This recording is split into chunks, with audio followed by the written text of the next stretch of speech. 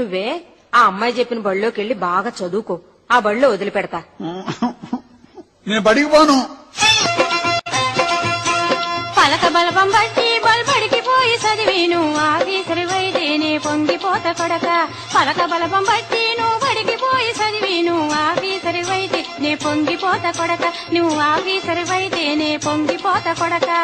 అమ్మో చదువులో ఏముందమ్మా నే బడికి పోనే తల్లి, చదువులో ఏముందమ్మా నే బడికి పోనే తల్లి.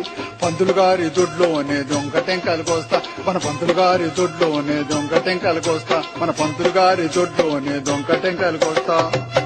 దేనికనరా? ఇప్పుడు బళ్ళేకి ఎవరు పోతున్నారే? సైకిల్ వేసుకుని అమ్మాయిల కోసం అబ్బాయిలు, అబ్బాయిల కోసం అమ్మాయిలు గొంతుల్లో తిరగడమేగా. అమ్మో తప్పు, బడికి పదా.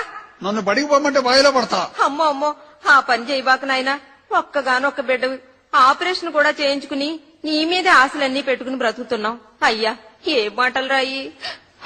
ఎందుకమ్మా ఏడుస్తావు?